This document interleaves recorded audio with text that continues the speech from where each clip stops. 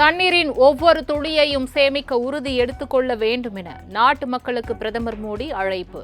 நாம் சேமிக்கும் தண்ணீர் வரும் சந்ததியினரின் மிகப்பெரிய மூலதனமாக அமையும் என மனதின் குரல் நிகழ்ச்சியில் பேச்சு.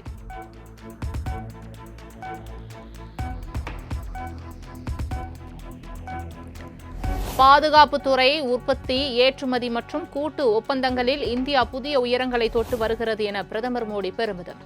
இந்திய ராணுவ உபகரணங்கள் மற்றும் உள்நாட்டு தொழில்நுட்பத்தின் மீது உலக நாடுகளுக்கு இருக்கும் நம்பிக்கை அதிகரித்து வருவதாகவும் பேச்சு.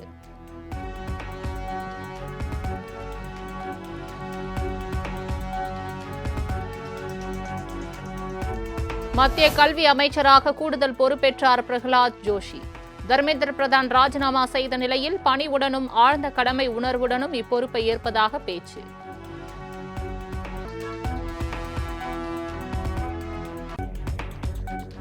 கரப்பான்பூச்சி ஜனதா கட்சியினர் நடத்திய போராட்டம் முடிவுக்கு வந்த நிலையில் வெறிச்சோடியது டெல்லி ஜந்தர் மந்தர். ஜந்தர் மந்தர் பகுதியில் குவிந்து கிடக்கும் குப்பை கூளங்களை அகற்றிய காங்கிரஸ் தன்னார்வலர்கள்.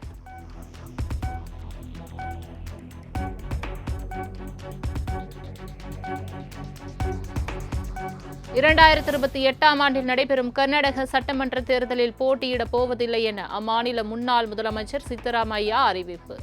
வயது முதிர்வு காரணமாக முன்பை போல அதே உற்சாகத்துடன் தொடர்ந்து பணியாற்றுவது இனி சாத்தியமில்லை எனவும் விளக்கம்.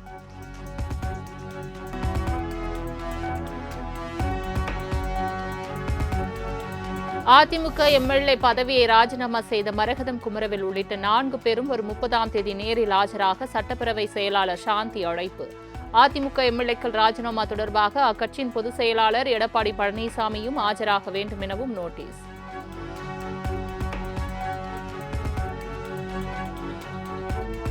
காவிரி ஆற்றின் குறுக்கே மேகதாது பகுதியில் கர்நாடக அரசு உடனே அணை கட்ட வேண்டும் என வலியுறுத்தி அம்மாநில மக்கள் சாலை மறியல் போராட்டம். போராட்டத்தில் ஈடுபட்டவர்களை குண்டுக்கட்டாக கைது செய்து வாகனத்தில் ஏற்றிய போலீசார்.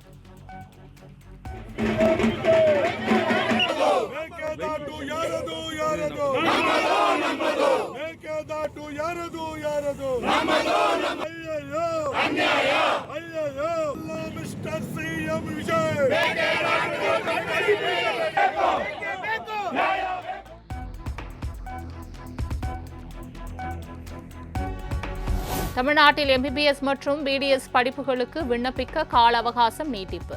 கடந்த 23ஆம் தேதியுடன் விண்ணப்ப காலம் முடிந்த நிலையில் நாளை மாலை 5 மணி வரை நீட்டித்து மருத்துவ கல்வி இயக்குநரகம் அறிவிப்பு.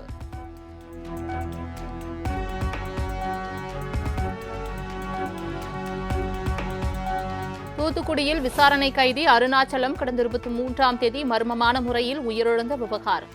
தூத்துக்குடி அரசு மருத்துவமனையில் நல்ல நிலையில் இருந்த கைதி அருணாச்சலத்தின் புதிய வீடியோ வெளியீடு.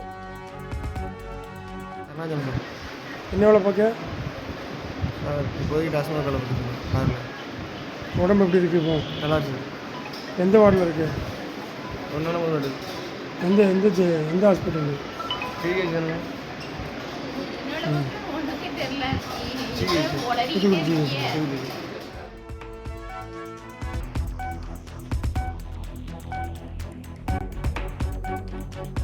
வார விடுமுறையை கொண்டாட கொடைக்கானலில் குவிந்த சுற்றுலா பயணிகள்.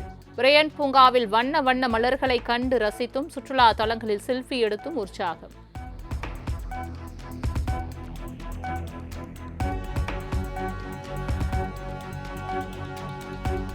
வடமேற்கு வங்கக்கடல் பகுதியில் நிலவிய ஆழ்ந்த காற்றழுத்த தாழ்வு பகுதி தாழ்வு மண்டலமாக வலுப்பெற்றது. வடக்கு ஒடிசா, மேற்கு வங்கம் அருகே நாளை கரையை கடக்கும் என வானிலை ஆய்வு மையம் தகவல்.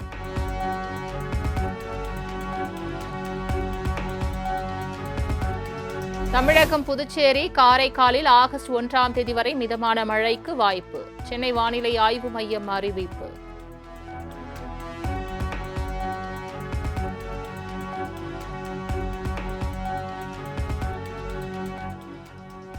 திமுக ஆட்சியில் நடைபெற்ற சட்ட குளறுபடிகளால் தான் காவிரி பிரச்சினை மிகப்பெரிய சோதனையாக உருவெடுத்துள்ளது.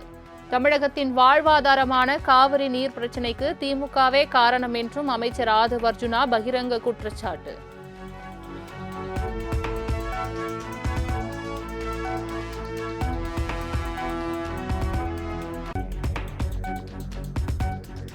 தமிழகத்தின் உரிமையை நிலைநாட்ட சட்டப்பூர்வமான நடவடிக்கைகள் முன்னெடுக்கப்படும்.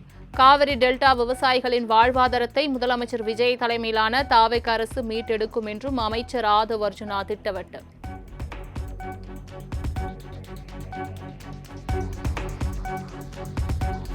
தமிழக முதலமைச்சராக விஜய் இருக்கும் வரை மேகதாதுவில் கர்நாடக அரசால் ஒரு செங்கல்லை கூட எடுத்து வைக்க முடியாது. பேரிடர் மேலாண்மை துறை அமைச்சர் செங்கோட்டையன் திட்டவட்டம். 100% பின்னடைவாக இருக்காது. தான் தமிழ்நாட்டை ஆளுகிற வரை மேகதாது அணையில் ஒரு செங்கலை கூட எடுத்து வைக்க இயலாது. அதுதான் நம்முடைய முதலமைச்சருடைய கனவு.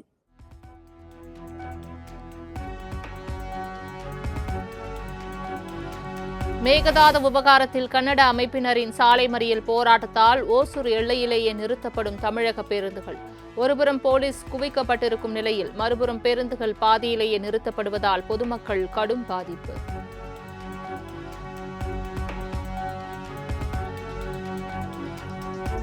போராட்டம் மற்றும் அதிகப்படியான போட்டிகளை எதிர்கொண்டு வரும் மாணவர்களுக்கு உரிய வேலைவாய்ப்பு ஏற்படுத்தி தர உழைத்துக் கொண்டிருக்கிறார் முதலமைச்சர் விஜய். 10 மற்றும் 12ஆம் வகுப்பு பொதுத் தேர்வில் அதிக மதிப்பெண் பெற்ற மாணவர்களுக்கு ஊக்கத்தொகை வழங்கி அமைச்சர் நிர்மல்குமார் பேச்சு. மாணவர்களுக்கு தேவையான ஊக்கமும் அவங்களுக்கு ஒரு நல்ல ஒரு உற்சாகமும் நம்ம கொடுக்க வேண்டிய கட்டாயம். ஏன்னா மாணவர்கள் இன்னைக்கு கடுமையான ஒரு போராட்டத்திலையும் அவங்களுக்கு கடுமையான ஒரு காம்படிஷன்லேயும் இருக்காங்க. கண்டிப்பாக நல்லா படிக்கிற மாணவர்கள் எல்லா இடத்துலையும் எல்லா பள்ளிகளும் இருக்காங்க. அவங்களுக்கு தேவையான ஊக்கத்தை கொடுக்க நினைச்சவங்க அவங்க இந்த நிகழ்ச்சி ஏற்பாடு என்னுடைய நன்றி தெரிவிச்சுட்டாங்க. மாணவர்கள் கண்டிப்பாக இன்னைக்கு நல்ல ஒரு ஸ்பேஸ் இருக்குது, நல்ல ஒரு கவர்மெண்ட் இருக்குது. உங்களுக்கு தேவையான வேலை வாய்ப்புகளை உருவாக்குறதுக்கு முதலமைச்சர் ஒவ்வொரு நாளும் எல்லா துறைகளிலும் வேலை சூழ்நிலையே இந்த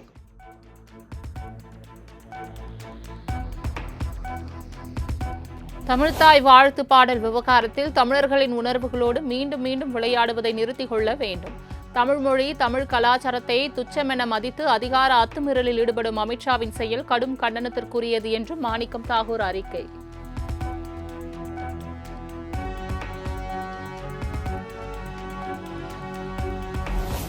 தமிழர், தமிழ்நாடு என்றாலே பாஜகவுக்கும் அமித்ஷாவுக்கும் வேப்பங்காயாக கசக்கிறது. நெல்லை மனோன்மணியம் சுந்தரனார் பல்கலைக்கழக விழாவில் தமிழ்த்தாய் வாழ்த்து பாடல் முதலில் பாடப்பட வேண்டும் என்று மாணிக்கம் தாகூர் வலியுறுத்தல்.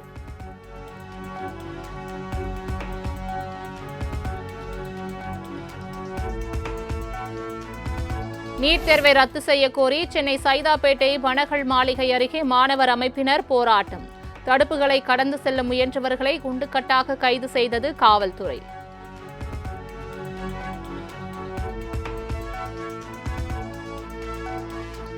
தாவேக ஆட்சியை கவிழ்க்க முயன்றதாக திமுக முன்னாள் அமைச்சர் செந்தில் பாலாஜி, அவரது சகோதரர் அசோக்குமார் மீது பதிவு செய்யப்பட்ட வழக்கு. முன்ஜாமீன் நிபந்தனையொட்டி 2வது நாளாக திருவல்லிக்கேணி காவல் நிலையத்தில் கையெழுத்திட வந்தவர்களிடம் போலீசார் விசாரணை.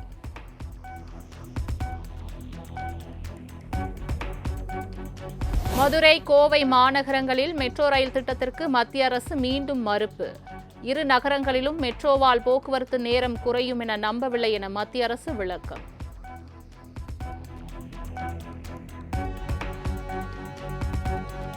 உலகின் எந்த சக்தியாலும் இந்தியாவை சீண்ட முடியாது என்பதில் எந்த சந்தேகமும் இல்லை. கார்கில் வெற்றி தினத்தையொட்டி லடாக் நினைவிடத்தில் மரியாதை செலுத்திய பின்னர் பாதுகாப்புத்துறை அமைச்சர் ராஜ்நாத் சிங் பெருமிதம்.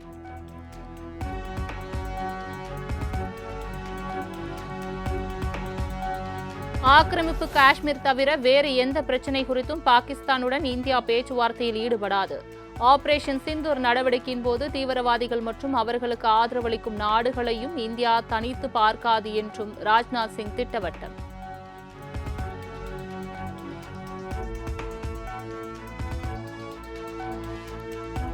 பீகாரில் பாஜகவை வேரோடு அழித்தொழிக்க உதவுமாறு கரப்பான்பூச்சி கட்சிக்கு லாலுவின் மகன் தேஜ் பிரதாப் வேண்டுகோள். பாட்னாவுக்கு வருகை தந்து மாபெரும் போராட்டத்தை முன்னெடுத்து ஆட்சியை வீட்டுக்கு அனுப்ப உதவுமாறு அபிஜித் தீப்கேவுக்கு அழைப்பு.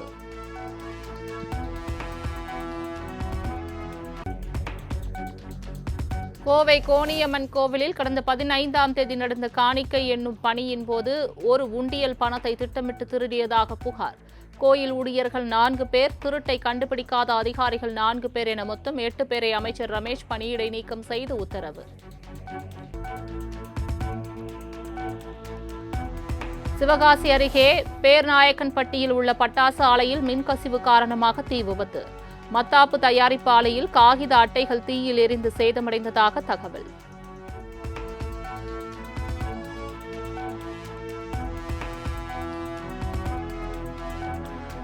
தூத்துக்குடி மாவட்டம் கோரப்பாளையம் அருகே 20,000 ரூபாய் மதிப்பிலான வெள்ள ஆட்டை திருடிச் சென்ற தம்பதி இருசக்கர வாகனத்தில் வந்து ஆட்டை தூக்கி சென்ற வீடியோ வைரல்.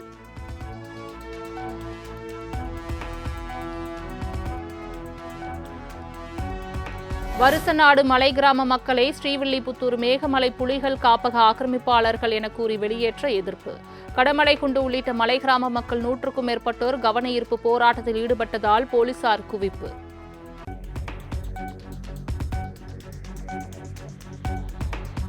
தூத்துக்குடி கடல் பகுதியில் சுமார் 16 நாட்டிக்கல் மைல் தூரத்தில் திடீரென தீப்பற்றி எரிந்த படகு. சமையல் செய்யும் போது ஏற்பட்ட தீ விபத்தில் 1 கோடி ரூபாய் மதிப்பிலான படகு தீயில் எரிந்து சாம்பலாகும் வீடியோ வைரல்.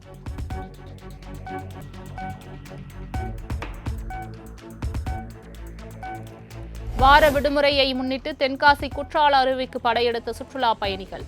ஆர்ப்பரித்து கொட்டும் தண்ணீர், மக்கள் உற்சாக குளியல்.